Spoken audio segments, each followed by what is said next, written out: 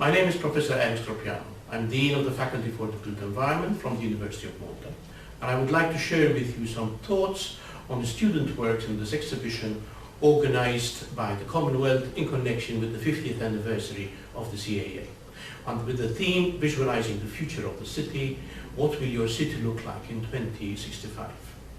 Imagining the future is not actually an activity exclusively reserved to architects. I would suggest that dreaming of alternative future urban societies was originally more the remit of philosophers or thinkers, like Plato's Republic or Thomas More's Utopia, or of economists and politicians, and possibly of authors, such as Francis Bacon, New Atlantis, or H.G. Wells' New Utopia.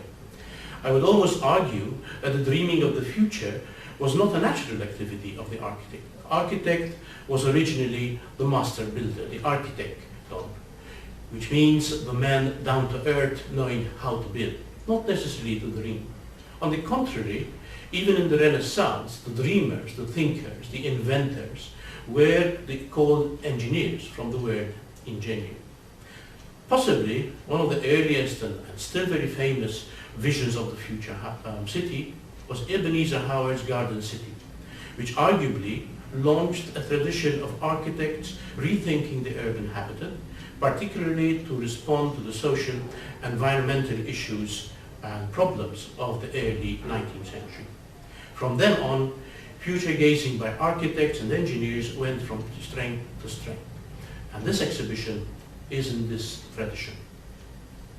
In this exhibition, I found it particularly interesting to note that the original concerns, such as industrial pollution, poor sanitation, squalor, which informed and drove the late 19th century visionaries, have not really disappeared, but are now complemented by other concerns of contemporary issues, such as climate change, diminishing food resources, transport, density, and the great degradation of environment. This is particularly the case, I noticed, from the entries from students from universities in countries that truly live these problems. Some of the entries from the students from European universities, on the contrary, seem to be less sensitive to these critical issues, and that can therefore afford to be whimsical or even tongue-in-cheek in their proposals. Let me say something about the images that you will see in this exhibition, highlighting a number of them. In the first instance, they are beautiful pictures in themselves, but they are not just pretty pictures.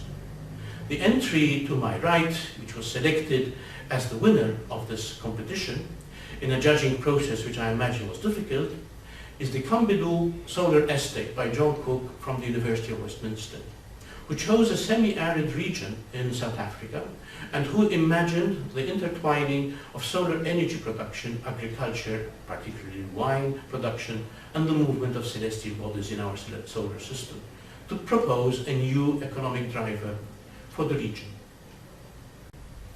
The second placed entry, the Floating Square Mile by Asya Stefanova, is in my view rather tongue-in-cheek. To a certain extent, the vision projected is also rather cynical. The square mile of London will, in 2065, become a suspended tax haven, draining the resources of the city below. It is a powerful critique of current economic imbalance, but in my view, it does not offer solutions or even the hope of a solution. I must admit that I might prefer the third placed entry, Resuscitating Dhaka, Babin Syed Bhakti and Manal Aris from the Bangladesh University of Engineering and Technology, because it embodies the belief that cities can be turned around by citizens acting responsibly. It is an expression of belief in the power of architecture and urban design to regenerate. And this entry on my right, by students from the Ahsanullah University of Science and Technology in Dhaka, also focuses on the recovery of the values of ancient Dhaka, city of farmers it is called. And in particular, it focuses on the recovery of water as a means of communication, as well as a means of irrigation for the fertile land on its banks. And the proposers imagine floating urban farms incorporating fishing, jute cultivation, and energy renewal, and quoting the text, putting technology to use and not being used by technology. On a different theme, another joint third placing is My Intelligent City by a team from Mia University, Japan, which is again about regeneration, this time after the damage caused by the massive earthquake and the subsequent damage to nuclear plants.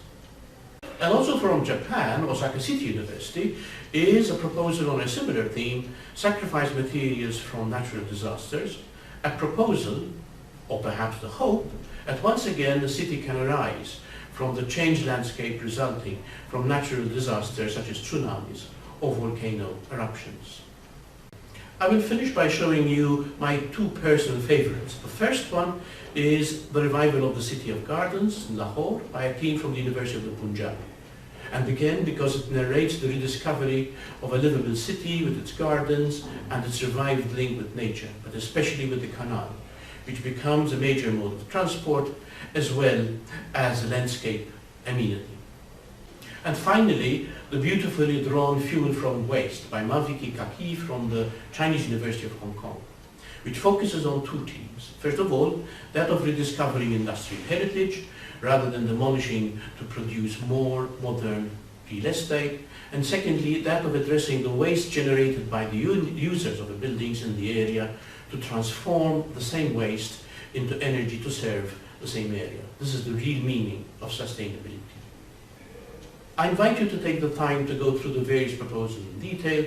These are the messages of our young architects to be, architects of the future, who are proposing to us the issues we have to address now so as to have a better cities in the future. Thank you.